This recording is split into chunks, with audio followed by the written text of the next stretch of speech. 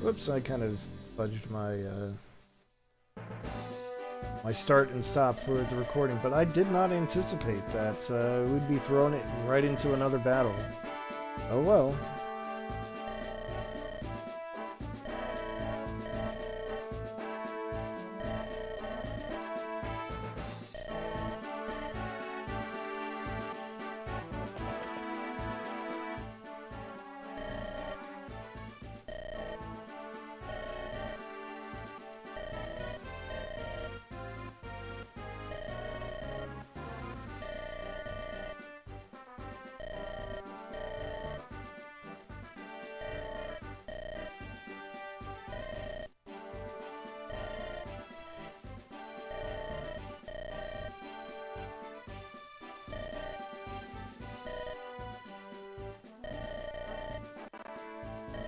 Oh, uh-oh. The disconnect there, so just waiting for things to reconnect on my end.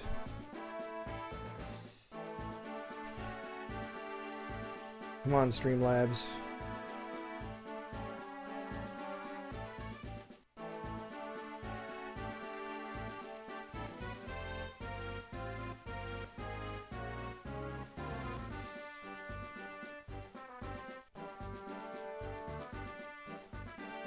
Alright, it says I'm connected to chat, but not the stream itself.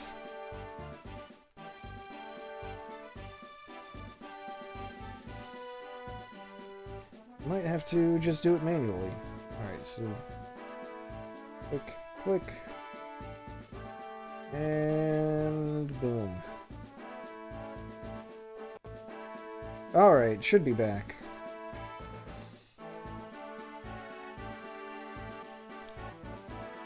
Sometimes it's faster to just cancel the auto reconnect and do it yourself. Alright. Haven't missed anything. So that's cool.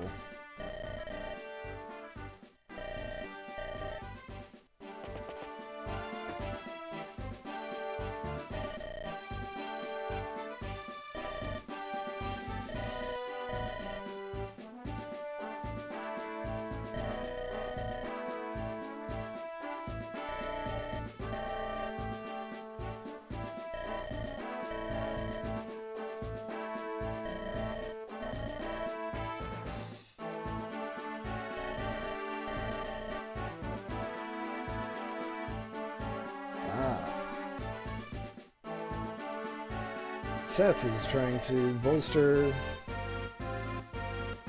the army, the front lines.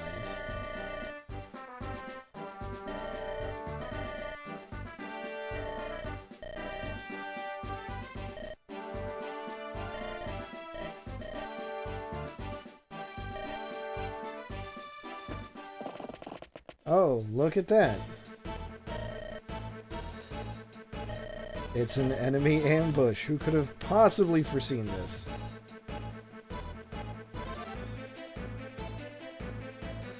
Certainly not I.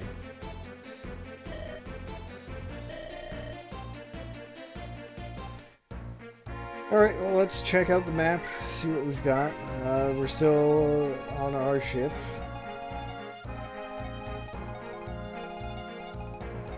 Enemies all over the gosh dang place. Alright, we got an inn here. That's new. I have to remember to pop in and say hello. We've got Marissa here on the map. She's still the same as ever, level 5 Myrmidon, with her unique version of the Killing Edge. Let's take a look through here. Here's Kalik. Here we're getting a preview of his stats and gear. He's got a tomahawk, a super version of a hand axe, ranged attack. Got a silver axe as well. Here's the big thing about Kaluk. He's got the Hoplon Guard. It negates enemy critical attacks. So as long as he has it, I just cannot expect to get any criticals against him. Criticals that would come in very handy because his defense and resistance are pretty high. He's also got a lot of luck. Look at that. 14? That's really high for an enemy. So, even if he didn't have that, he would still do a number on my army's crit rates. So that's fun. Anyway, let's scroll through the rest, see if anyone else has anything interesting. This guy drops his Outfire, which may come in handy in the future. This guy drops a Guiding Ring, which I will definitely want.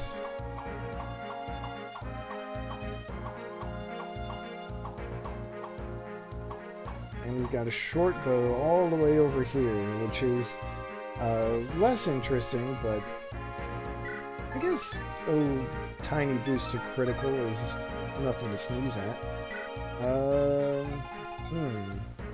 Okay.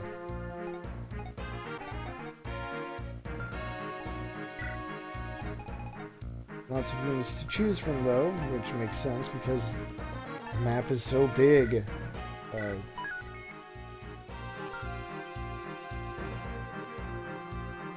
Oh, I know what I should do. I should double check that everyone is in good shape with their weapons. Yeah, more or less. Namely does not need to hold on to that short spear, so we can take that. Tana can probably give that javelin to someone.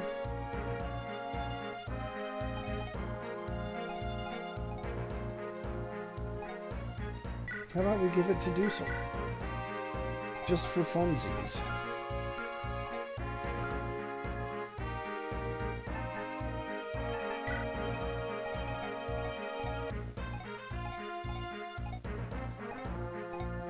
I don't need to hold on to that torch. Save, and we'll just roll right out from here.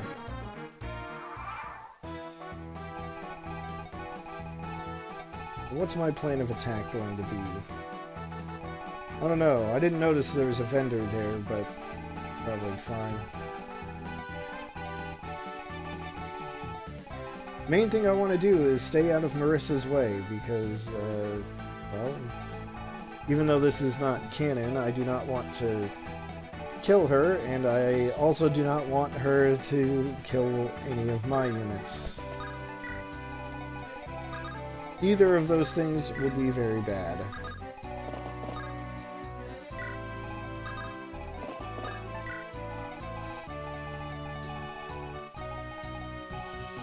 So I guess we'll just roll out through the east side where there's a lot more room to maneuver.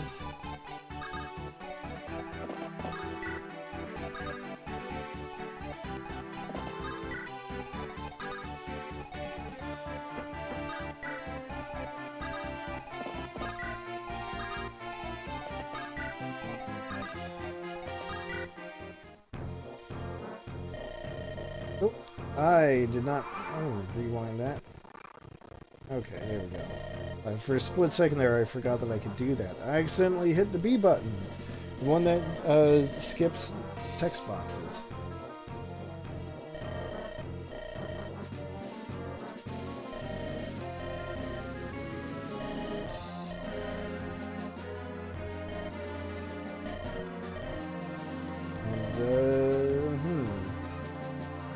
Not a great motivational speech, in my humble opinion.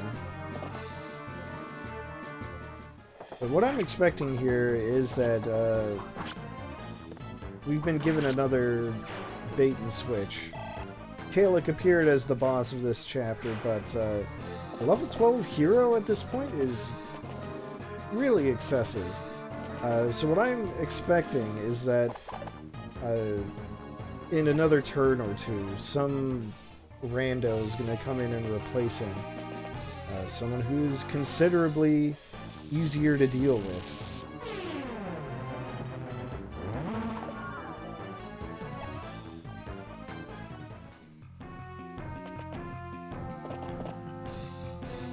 He made an appearance in Erica's story, and we didn't fight him there.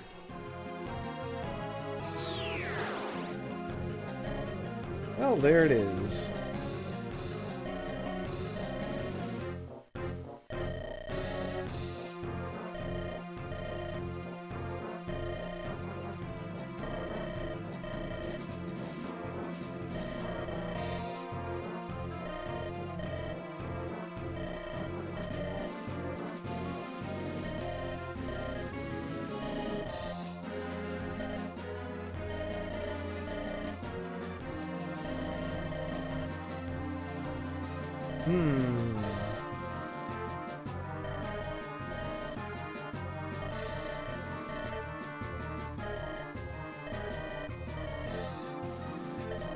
Hurt someone's feelings.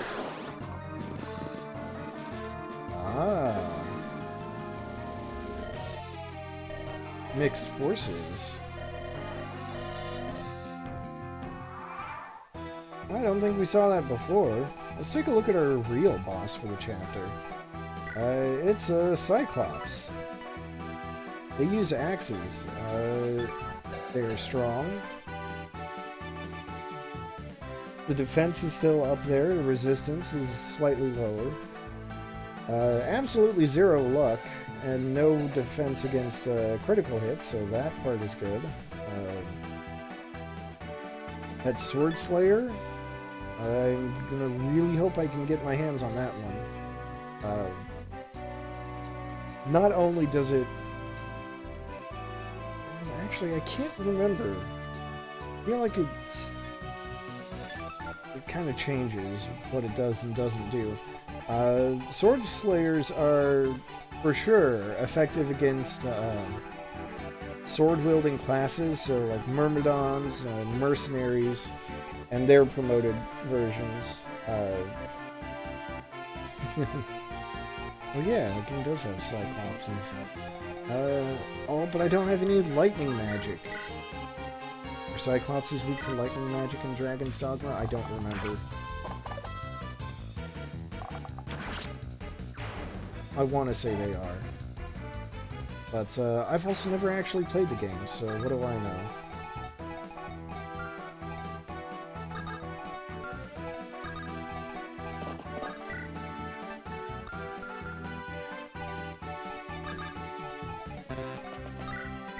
Well, let's take care of this clown first.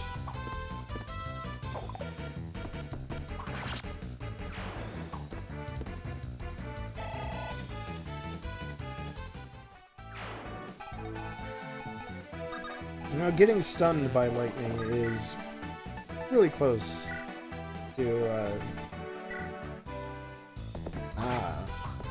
right. Getting stunned by lightning, though, is close enough to having a weakness in my book.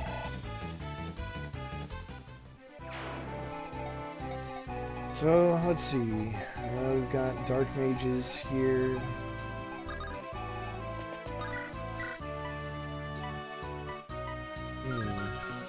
Alright, well... just give him the old Iron Axe.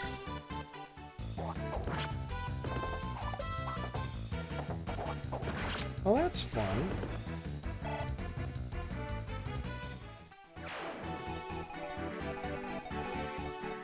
Dragon's Dogma is somewhere on my list of games I would like to play at some point. Especially the Switch version.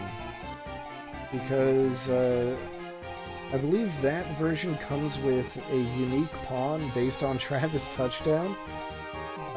Which is hilarious to me.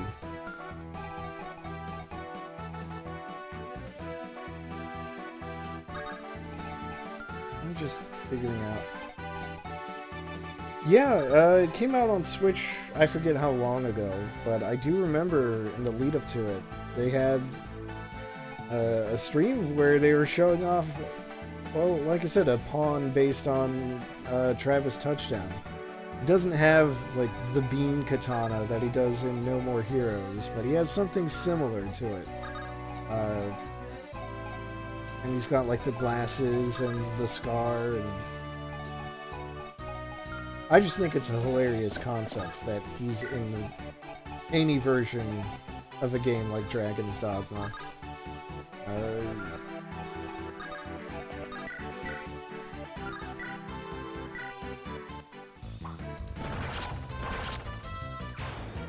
I haven't bought it yet, because I'm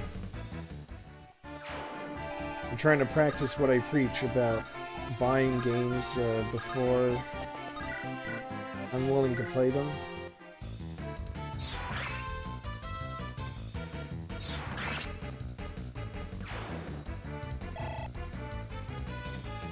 You know what? I think that's what the Travis Touchdown pawn has, is a sword that, like a fire sword that's glowing constantly.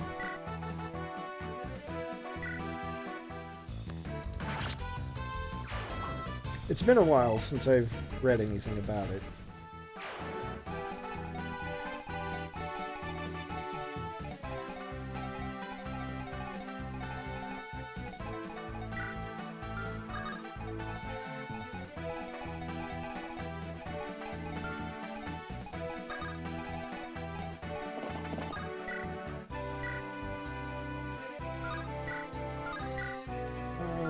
Let's see.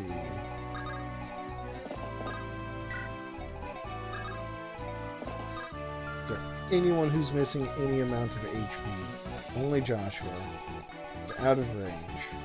Great.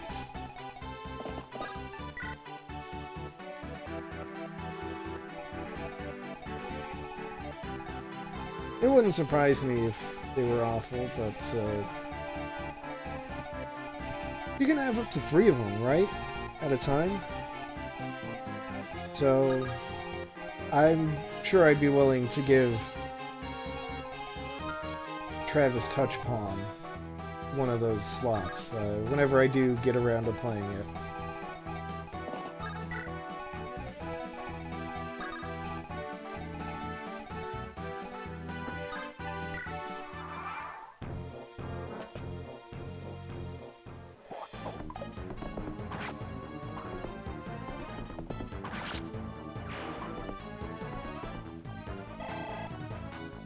Right, that's what it was. Ah, I see. That makes sense.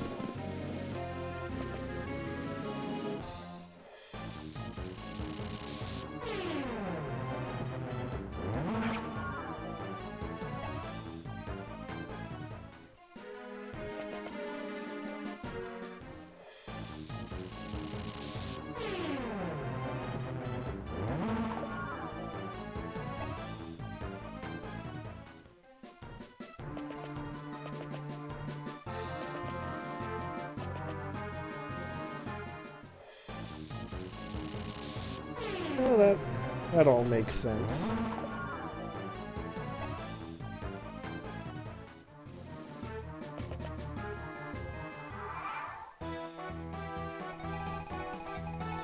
I'm not well versed enough to know how good he would actually be. But let's see.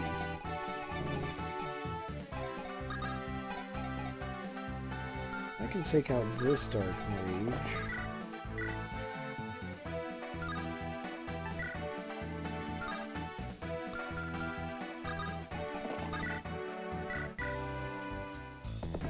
Thinking out loud. What I'm trying to do, or what I'm hoping to do, is I take out this Dark Mage. That gives Naomi a tile she can move to attack the archer that's there. Which will give me access to that short bow.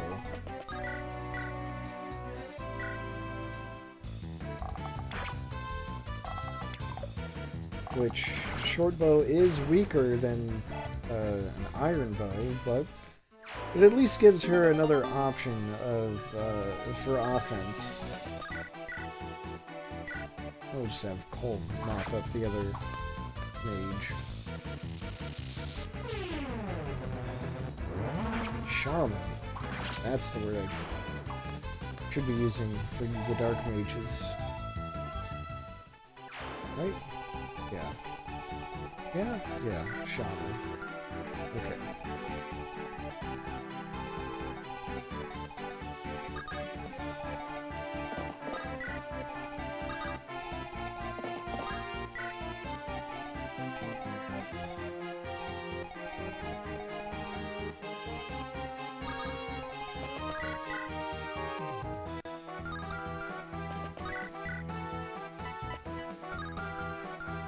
Molder's not going to be doing much good against normal mages, which is kind of how things are supposed to be. When you don't have units that are completely busted for one reason or another, they'll come in handy against the monsters, but well, mages are supposed to have higher resistance and therefore take less damage from magic.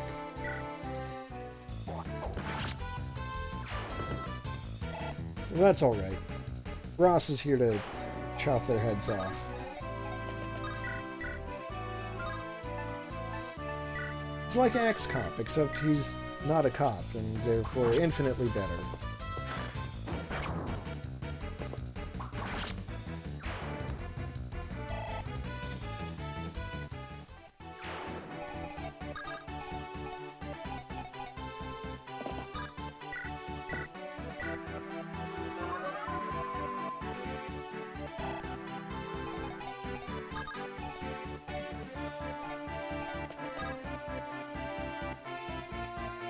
Yeah, that should be fine.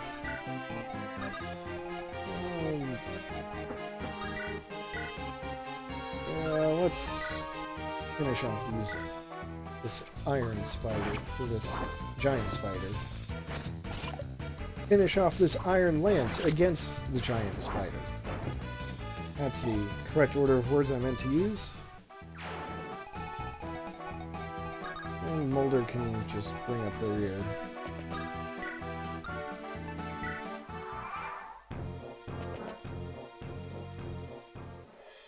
Alright, it's really cute that that guy thought he could use his killing edge against me.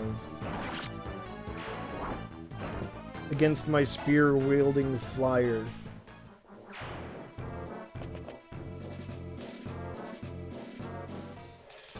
Alright, so that should be the end of the Iron Lance, which is fine. Because Tana's speed is, what, like 23 right now? So, even with the Steel Lance, she's just gonna double everything up.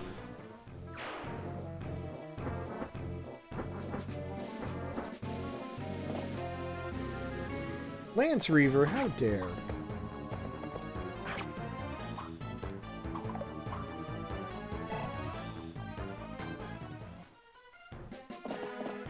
But hey, that's actually fine.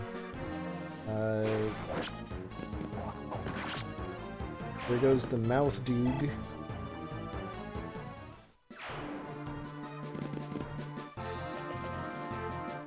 Oh no.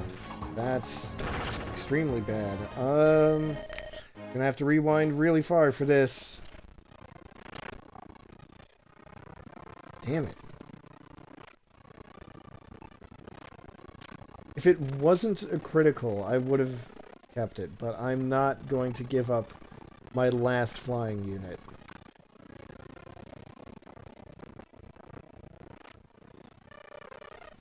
So, how's everyone doing?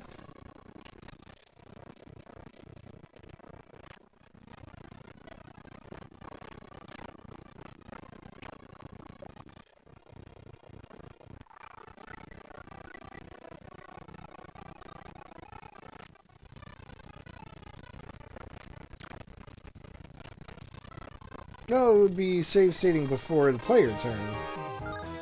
I can take back my moves.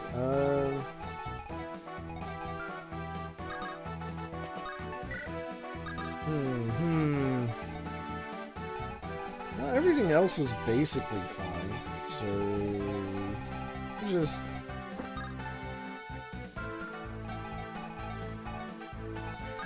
I'll just put Tina in a better position, like right here. That's safe enough.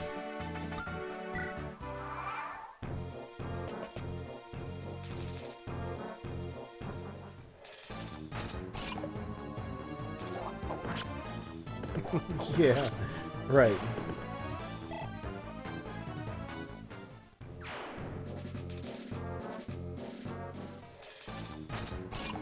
And no one has questioned me on it. That's true. You should in these games. No one has called me out for rewinding so far.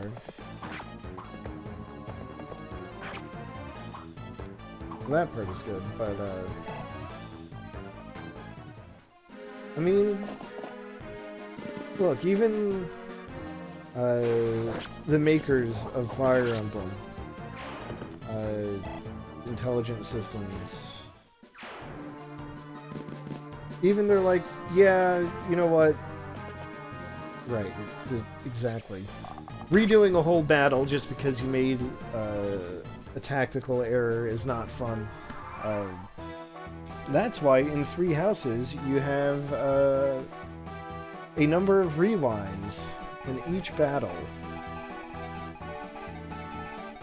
And there's really no limit to how far back you can go. If you really wanted to, you could go all the way back to the very beginning of a battle.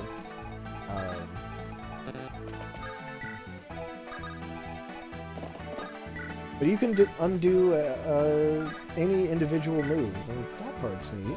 I appreciate that.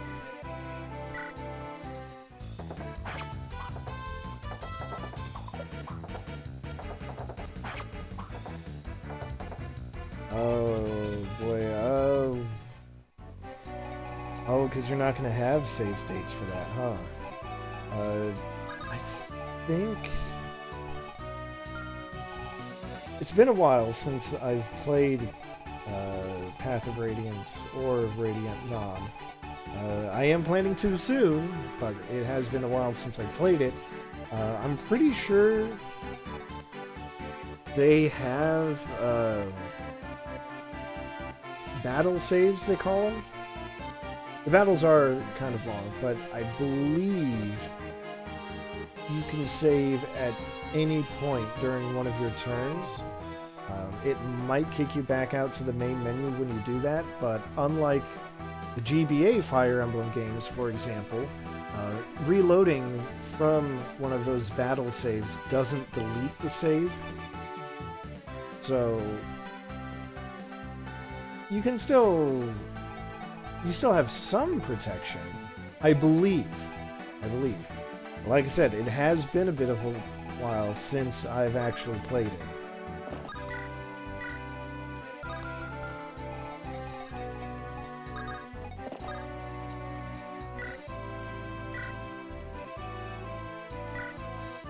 Yeah, something like that. I don't fully remember.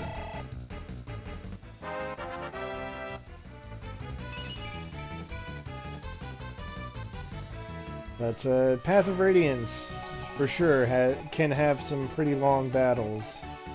I do remember that much. Alright, where can that guy reach? To the right of this archer, which means I can do something like that. I want to.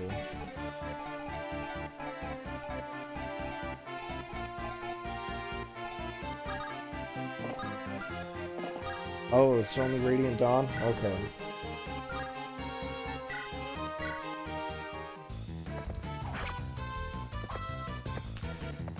That's weird, but alright.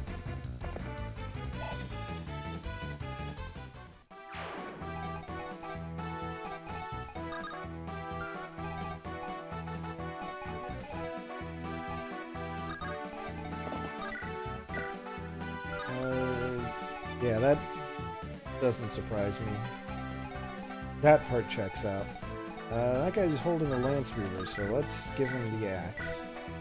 Oh. Ross says, how dare you reverse the weapons triangle? I'll make you pay.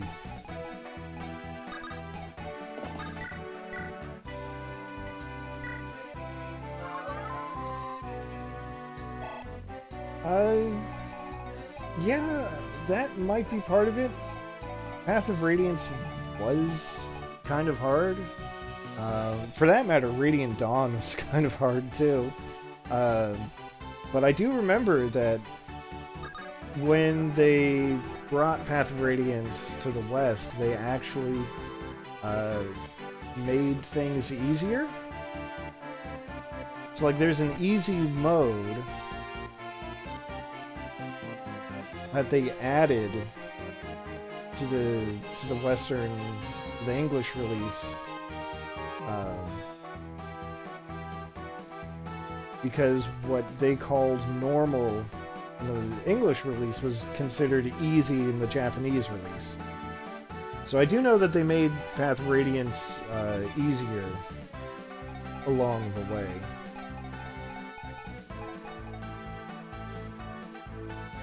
You can say Path of Radiance is too easy compared to Radiant Dawn. Well, I guess that's why you would play on normal mode instead of easy. I suppose. That guy's got his on plateau. Can I take it from him?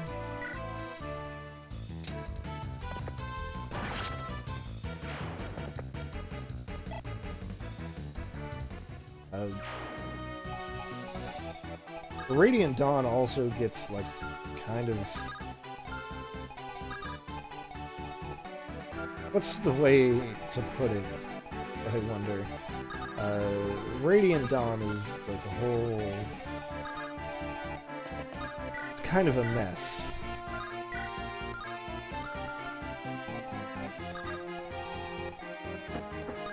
And short spears... Well, it's workable. I could make it work. Yeah, that's true.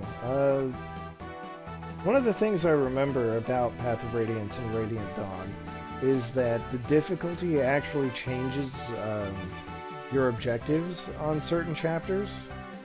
So, I guess that's something to be mindful of. Oh yeah, there's one other thing. There's actually this glitch with Radiant Dawn, where since the games are connected, you can transfer over save data from Path of Radiance, which has some questionable benefits, if I'm being honest. The big one is that any characters who have capped one of their stats, or any of their stats, in Path of Radiance, they would get a 2-point stat boost in that particular stat in Radiant Dawn. So it's not hugely beneficial, but it is a thing. The glitch, though, is that if you try to transfer over save data from an easy mode file of Path of Radiance, then it just hard locks the console, because easy mode didn't have a corresponding difficulty in Radiant Dawn.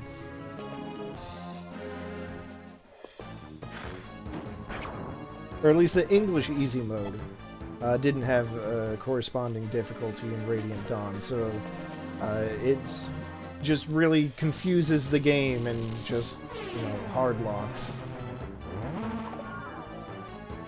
So that was fun to figure out. The worst part is, I think it'll do that as long as you have any completed easy mode file in Path of Radiance.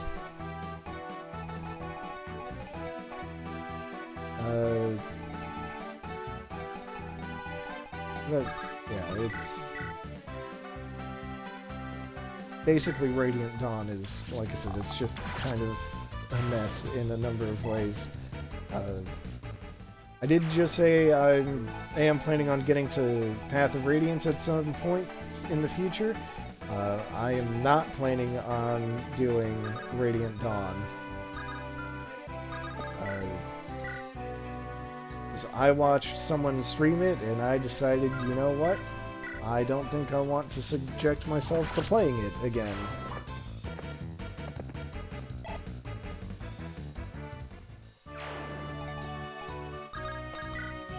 For a whole host of reasons.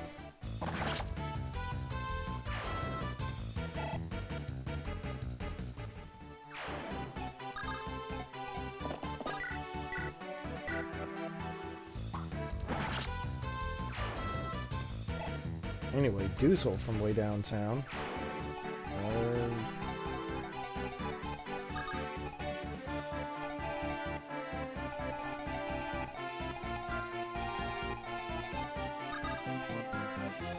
Let's see here. I do want to get around here, so... What's the range on... Okay, it's not as big as I thought. Let's have Ephraim go up here for a visit.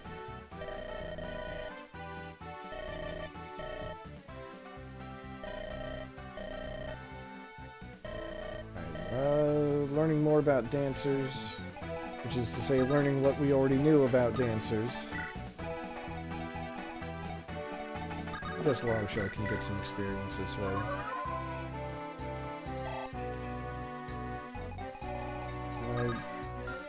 Any javelins here? No? Horse Slayer? I'll take care of that. Let's,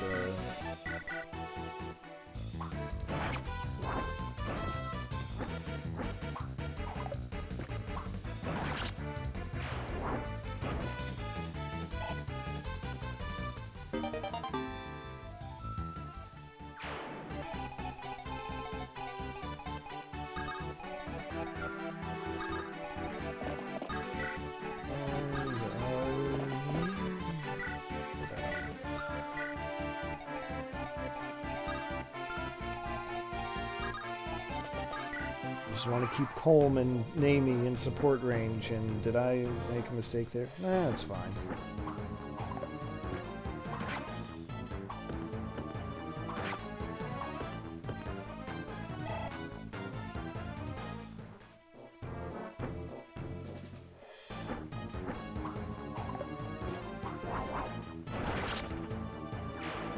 So I haven't seen Pierce activate, but I guess that's fine. I get... did it? Did it possibly activate in a scripted cutscene? Scripted battle?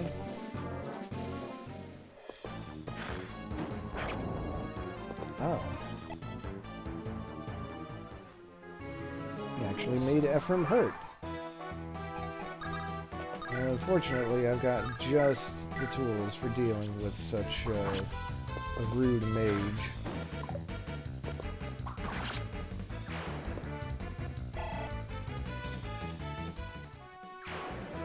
You know what they say, folks, if you see a wizard on the road, kill him.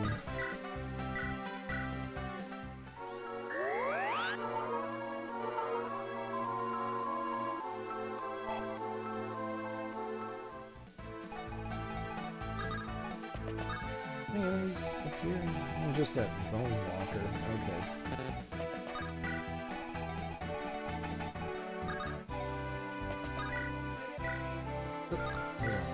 That's... okay, that 30 crit does look pretty good.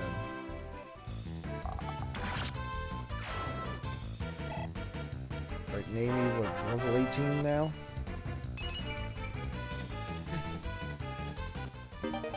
Still remarkably averse to gaining any strength where people can see her.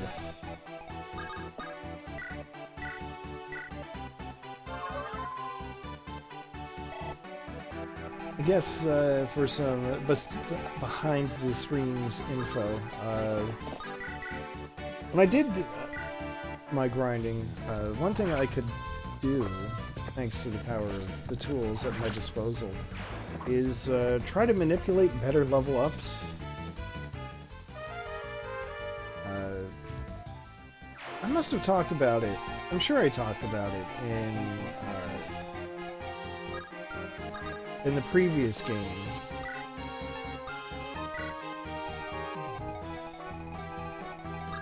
But basically, there are ways to burn through the RNG, because the RNG is a list of numbers that's kept somewhere internally, and it just cycles through the list anytime it does any kind of check. So there's a way to just burn through those numbers and get to a better point in the list that will give you better levels.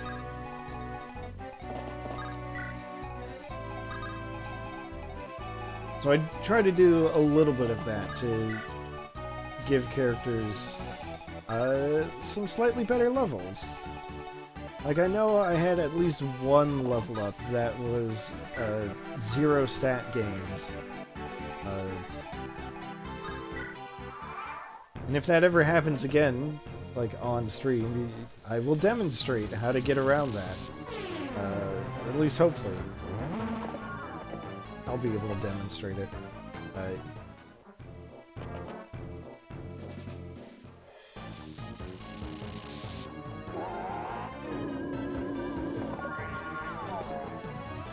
Right, yeah, that is definitely true, so that's why you can't, for example,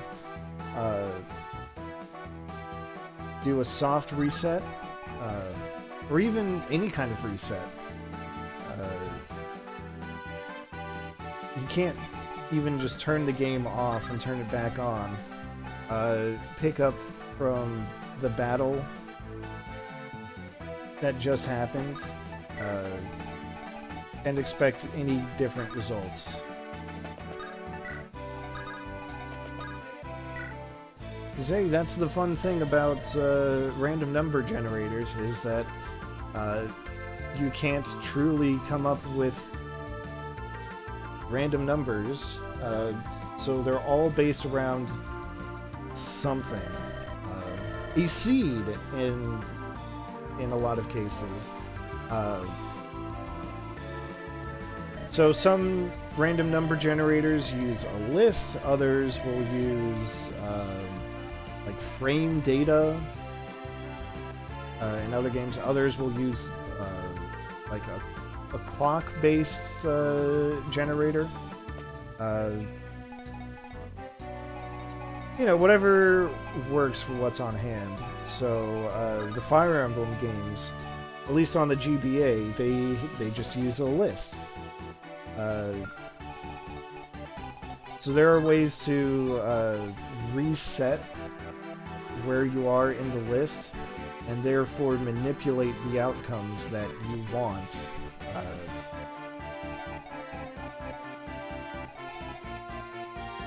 Right. What they do, you know, varies from, you know, program to program, but they're all essentially about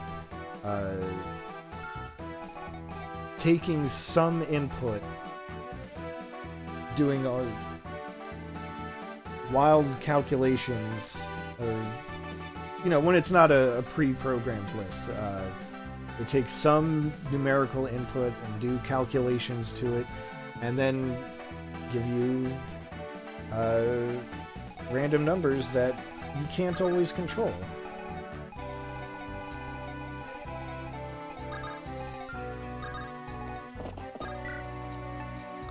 So no one's figured out how to do true randomness yet, and I'm pretty sure no one would have wanted to. It seems like an incredibly painstaking task, where you can get similar results fairly reasonably without going to such great lengths. So let's see here. Oh, this poor shaman, only 4 hit.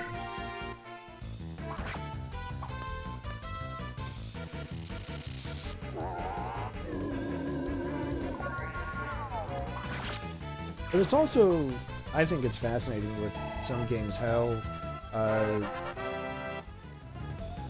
speaking of 0 levels, let's take this back.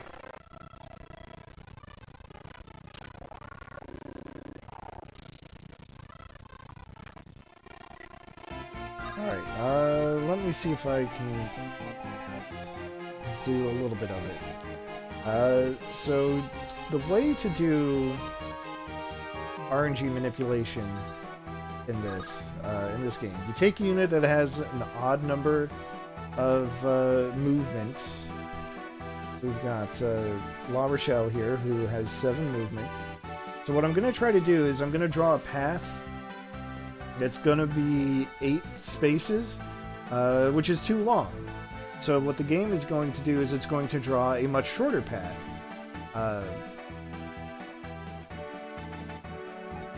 So we go down 4 in her case, so then we go 1 more, so 5, 6, 7, and 8.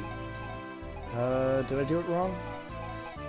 1, 2, 3, 4, 5, 6, 7. Okay. Well, the point is, it will... Yeah, I can't... It's got to be 4. The point is, the way the game redraws the path as I loop it back around,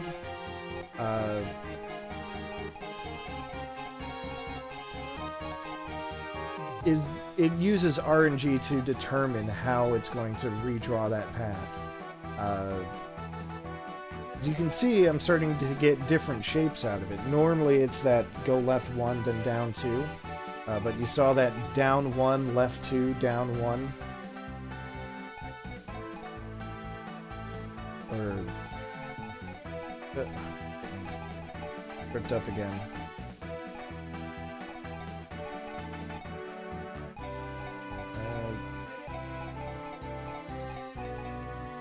So just do that a few more times.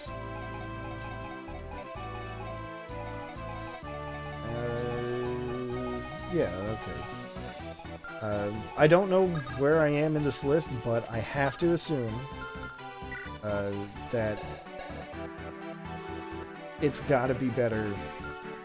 It's got to be a better place to give me at least 1 stat. Just 1. I'm hoping. I know he's capped speed, and that's his single biggest growth, but there's still like 6 other checks that the game is going to make. So I would like to see something. And see, there we go. So just by playing around with drawing paths, I've managed to turn a 0 stat level into 3 stats. And one of them was strength, so that is absolutely a plus in my book. That is exactly the kind of thing that I wanted to see. That's the kind of thing I did when I was grinding.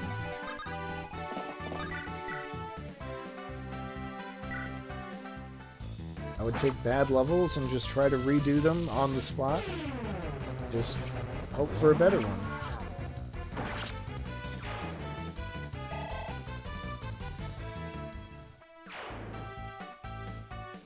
I have the tools, and by golly, I'm going to use them.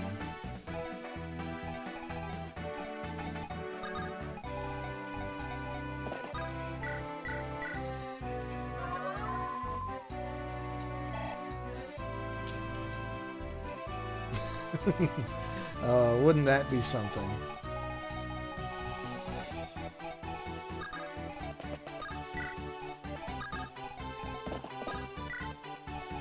I know there are tool-assisted speedruns of these games, and I don't remember if I've seen one all the way through.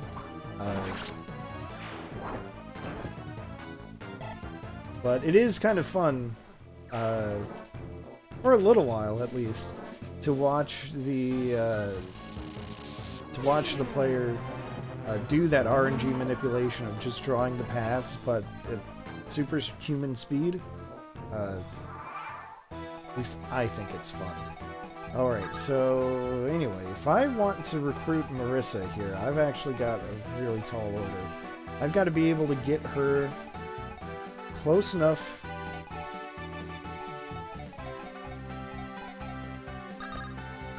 Yeah, that's fair. With Fire Emblem runs, you're talking about probably got all the animations turned off, so the animations are generally what I think are the most fun part of Fire Emblem, especially these games.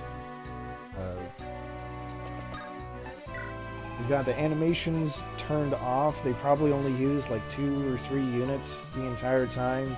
Just skip through everything. So they're fun conceptually. Watching, 2 or 3 units wipe out entire enemy armies. But it's not great. Yeah.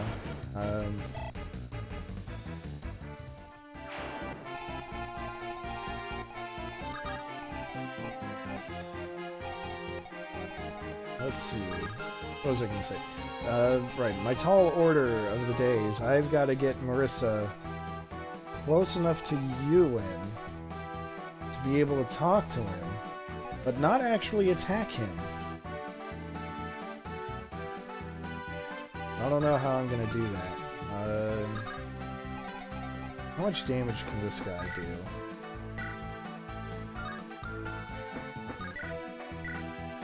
Well, he can't kill Tana. That's the key thing. But I think what I'm going to do is I'm going to definitely move. Maybe if I clear this guy out of the way, I'll be able to do something. I'll be able to make it safer for Ewan to approach.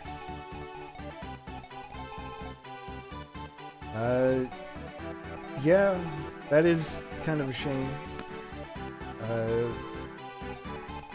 Just another casualty of the Rona. Hold on, I don't want to say it like that, because there have been a vast number of actual casualties, so to speak. But I know they're planning to do an online-only event, which is more or less fine for me as a member of the audience, because, well, I'm usually there for the gameplay. I'm not always there for the crowd.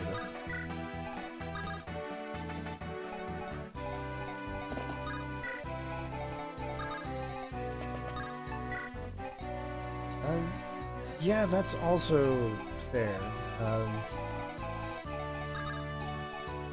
All kinds of technical things about doing it online rather than, rather than in person. Could I have taken that javelin off of Amelia? Probably.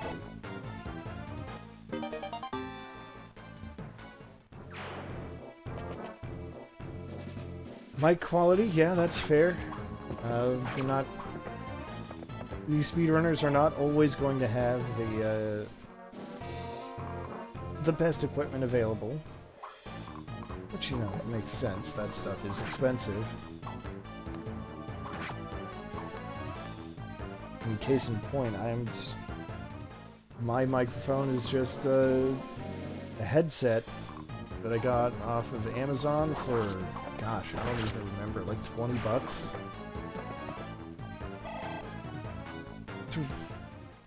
It's a higher-end mic is more expensive.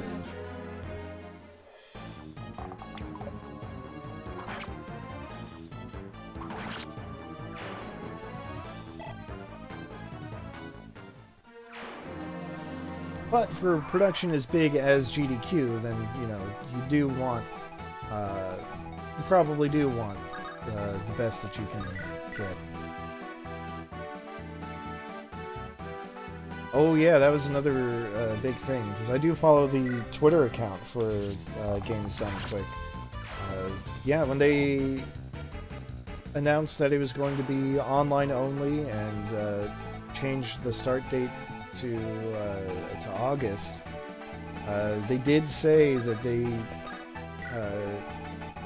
they wanted everyone who had applied before to reapply and resubmit their runs, which seems like it could be,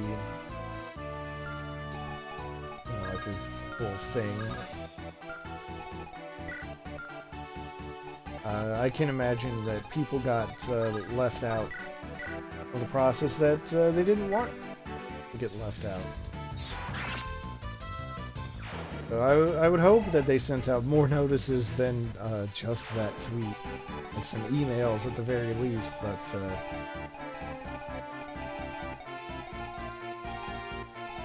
I can see why they would want people to resubmit their runs. Yeah, some people, exactly. Some people might not be available.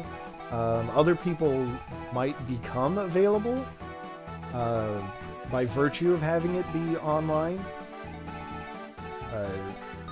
So I can see how they would say that would be fairest for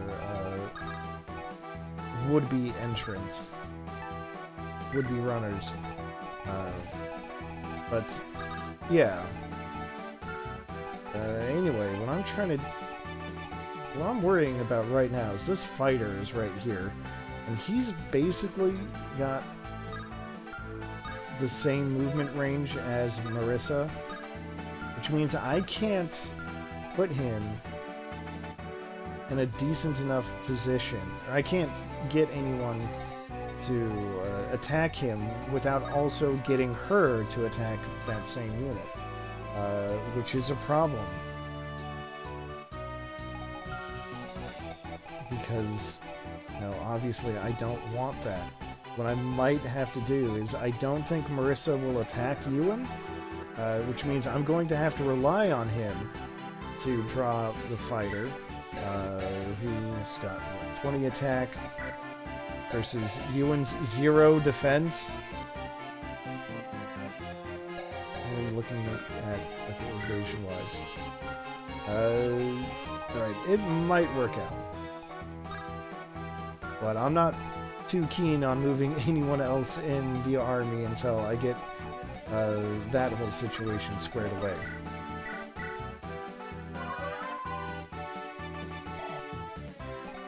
So here's what I'm thinking I can do. I'm thinking. I put... So the fighter can attack this tile, which has 20 evasion, 20 avoid. Ewan's got a natural 35 avoid as it stands. So that's 55 total, which brings that fighter down to 75, which is compared against 75, which means that his actual... Well, his reported hit rate will be 20, which means his actual hit rate will be significantly lower. So, I'm going to save state. Shift? Yeah. Wait, hold on. I gotta have it active.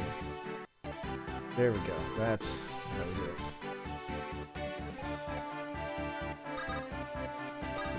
Do that. I'm gonna end the turn. That fighter's gonna... Marissa, what do you do? Oh my god. Marissa, no! Ugh.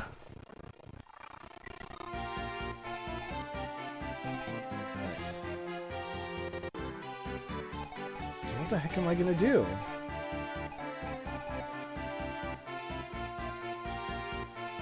I might just have to not recruit her at all and just... cut my losses or something.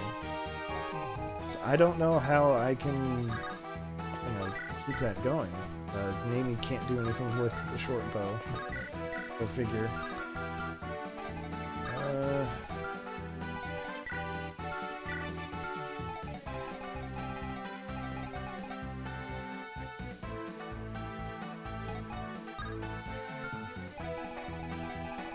Well, hell. Wait a second.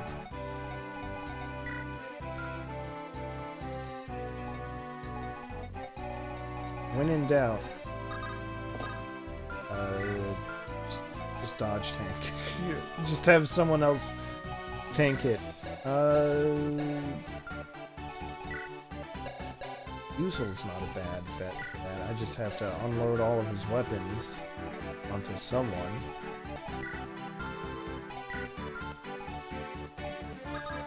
Alright. Yeah, so we'll just go boop boop boop.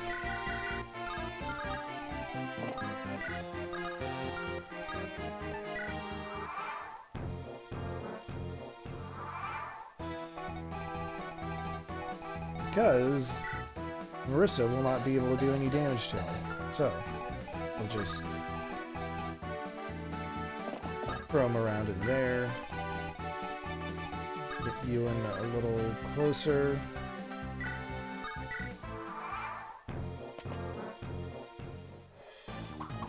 See?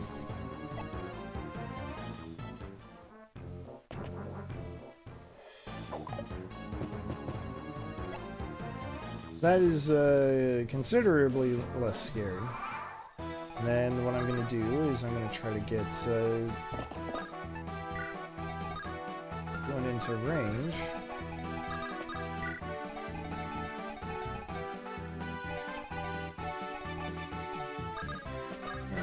We'll do that too.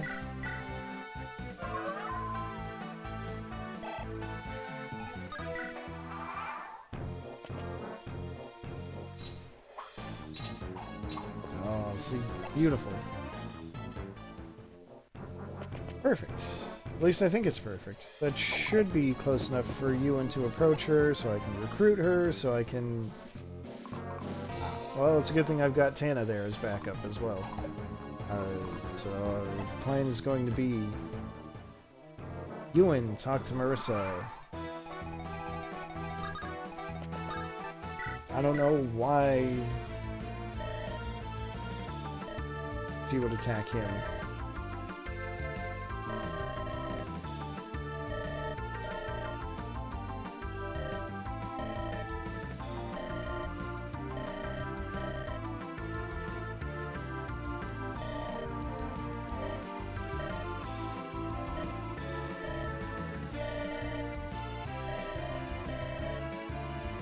Alright, just like that. He's been recruited. I'm gonna take that back because I would like to maybe get a crit out of this, or at least otherwise ensure that I neutralize the fighter, because Ewan is still very much there and he is still very vulnerable. Maybe doing this attack will burn up some RNG, give me a more favorable crit rate. Or, you know, like an actual critical hit. Let's stick her in the forest too. There we go, see? I guess I'll turn her animations on, and also Ewan's.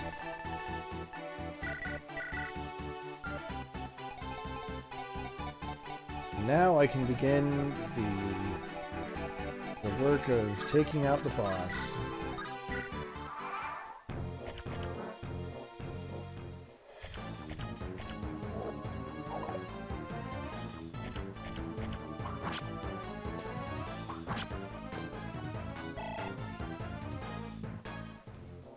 Alright, the boss isn't gonna move, that's fine.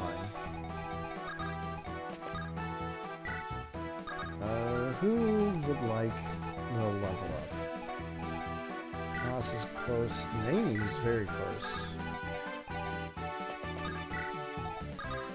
By very close, I mean to 20, not just in general.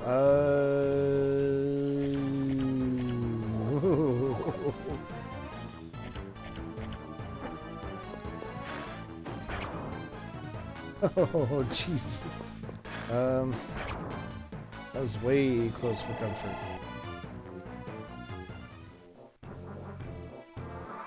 Namie, are you close enough to strike? You are, thank goodness.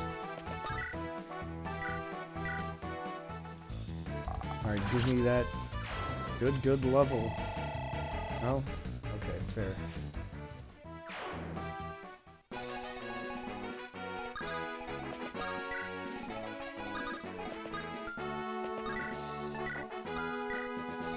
Still got that hand axe equipped. We gotta watch out for it.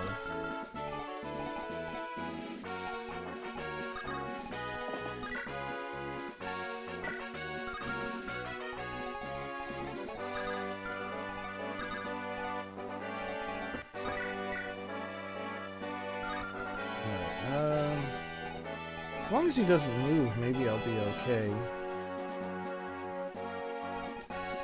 I should also get all my weapons back on the Taizel.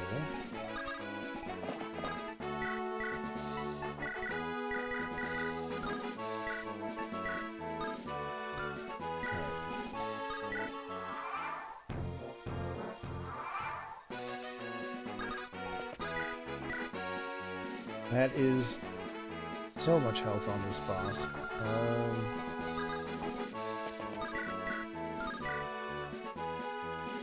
So much. Alright. We're looking at 14 here. Plus another 24 is 38. So I would still need to guarantee at least another 20 damage. Well, it's not a guarantee, but Tana could finish the job.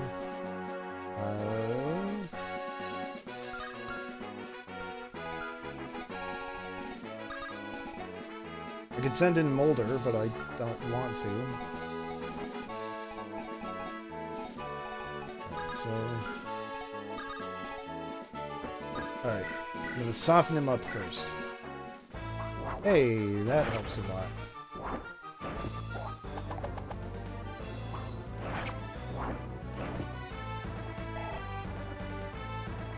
That's actually ideal, because with the steel bow, I can finish him off.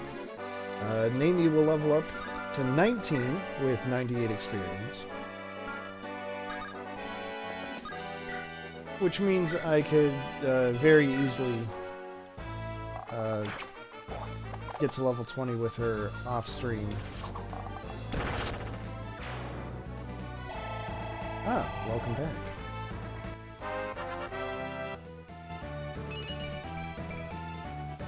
Namie continues to be Namie. It's fine. I got my prize, the Sword Slayer axe.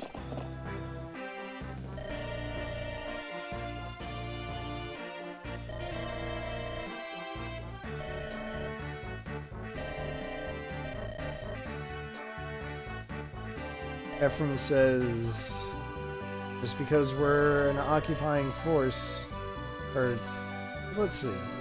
Let me rephrase. Ephraim says, just because we are a force occupying this town for the time being, does not mean we are an occupying force.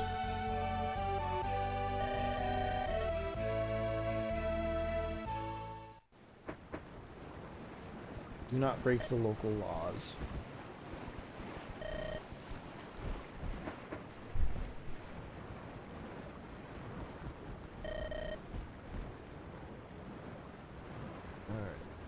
Oh. That's less than ideal.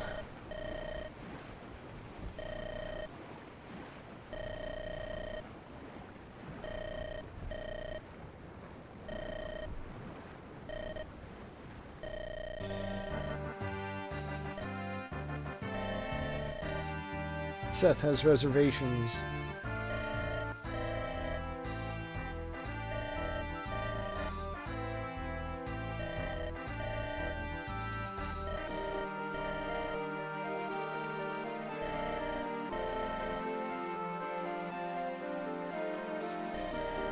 Ephraim says, I may be a member of the nobility, but I swear to be one of the good ones.